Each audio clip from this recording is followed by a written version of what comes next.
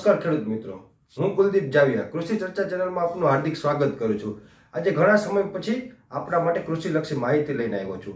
તો આજના આપણે આ વિડીયોમાં વાત કરવાના છે કે શિયાળુ પાકમાં કયા કયા પોષક તત્વોની જરૂર હોય અને એમાં એક મુખ્યત્વે જે માઇક્રોન્યુટ્રન્ટ સૂક્ષ્મ પોષક તત્વો જે ઝીંક તરીકે ઓળખાય છે એના વિશે આપણે આજે આ વિડીયોમાં વાત કરવાની છે।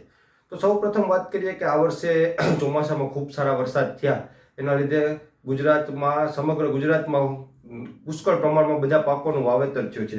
એમાં શિયાળુ પાકમાં મુખ્યત્વે સૌરાષ્ટ્રમાં વાત કરીએ તો ઘઉં, ચણા, જીરું અને ધાણા ભાગ ભજવે છે।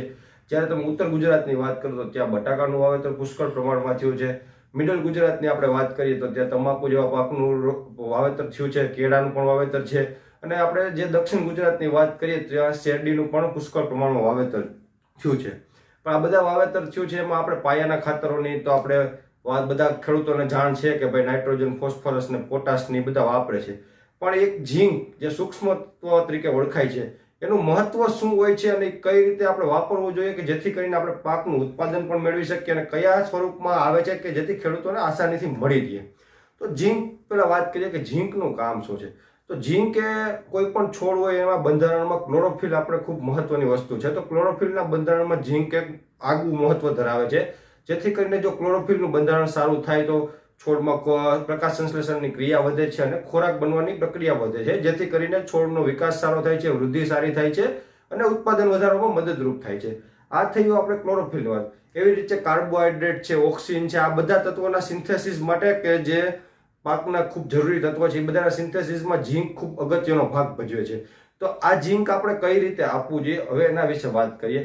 તો ઝીંકના ઘણા અલગ અલગ સ્વરૂપ છે કે ભાઈ ઝીંક મોનોહાઇડ્રેટ 33% છે, ઝીંક ઓક્સાઇડ છે 39.5% આવે છે, અથવા આપણે ઝીંક સોલ્યુબિલાઇઝિંગ બેક્ટેરિયા તરીકે આવે છે। તો આજે આપણે જે વાત કરવાના છે કે ખેડૂતોને આસાનીથી અવેલેબલ હોય અને વાપરવું પણ સહેલું પડે એવું એક Savaj fertilizer and chemicals private limited કંપનીનું દેવ ઝીંક આવે છે, જે દાણેદાર સ્વરૂપમાં આવે છે। એમાં ઝીંક સોલ્યુબિલાઇઝિંગ બેક્ટેરિયાની સાથે સાથે ઓર્ગેનિક કાર્બનનું એનરિચમેન્ટ કરેલું છે, જેથી કરીને કે જમીનમાં પણ જે અલભ્ય સ્વરૂપમાં ઝીંક પડી રહેલો હોય તો આ ખાતરનો વપરાશ કરવાથી એ ઝીંક પણ પાકને અવેલેબલ ફોર્મમાં થઈ જાય છે।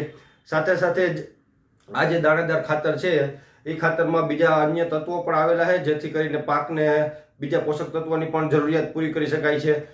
તથા ઓર્ગેનિક કાર્બન કે જે ખૂબ મહત્વની વસ્તુ છે, જમીનમાં ઓર્ગેનિક કાર્બન આપણે એડ કરીએ તો તેનાથી શું થશે કે બધા જ જે પોષક તત્વો અલભ્ય સ્વરૂપમાં છે એ પોષક તત્વોને લભ્ય સ્વરૂપમાં પણ ફેરવશે, જમીનને પોચી પણ બનાવશે અને જમીનજન્ય જે આપણા મિત્ર કહેવાય અળસિયા ને એવું એ બધાને પણ ઉત્પન્ન થવા માટે માર્ગ મોકળો કરશે। તો આ જે આપણે વાત કરી સાવજ ફર્ટિલાઇઝર એન્ડ કેમિકલ્સ પ્રાઇવેટ લિમિટેડનું દેવ ઝીંક એક દાણેદાર સ્વરૂપમાં આવે છે, 25 કિલોની બેગ હોય છે અને આનો ઉપયોગ કરવાથી તમારે પાકમાં ઝીંકની પૂર્તિ થઈ જાય છે અને પાકનું ઉત્પાદન સારું આવે છે। હવે મહત્વની વાત છે કે આને આપણે વાપરવું કઈ રીતે। તો આ જે દાણેદાર ખાતર તમે કોઈ પણ અન્ય ખાતર જોડે પણ મિક્સ કરી શકો છો અથવા એકલું પણ આપી શકો છો। અન્ય ખાતર તરીકે તમારે જેમ કે ઘઉં હોય કે ચણા હોય એમાં યુરિયાનો ડોઝ તમે આપતા હોવ છો તો એકરે એક બેગ એટલે 25 કિલોનો ડોઝ આ ખાતરનો હોય છે, એ મિક્સ કરીને તમારે આપણે ક્યારામાં આપી દેવાનું હોય છે। પાછળથી તમે પાણી આપો એટલે આ ખાતર એનું કામ ચાલુ કરી દે છે। તો આ દાણેદાર સ્વરૂપમાં આવતું હોવાથી ખેડૂતોને વાપરવું પણ ઇઝી હોય છે અને સહેલાઈથી પણ વાપરી શકાય છે। તો આજે જ આપ આપના આજુબાજુના અગ્રગણ્ય સ્ટોરની મુલાકાત લો અને દેવ ઝીંક લાવો, જેથી કરીને તમારા ખેતરમાં જે ઝીંકની ઉણપ છે એ દૂર કરી શકાય અને આપણે ઉત્પાદન સારું મેળવી શકીએ। નમસ્કાર। જો તમને આ કૃષિ માહિતી સારી લાગી હોય તો અમારી આ ચેનલને લાઈક કરો, આ વિડીયોને શેર કરો અને અમારી ચેનલ સબસ્ક્રાઈબ કરો। આભાર।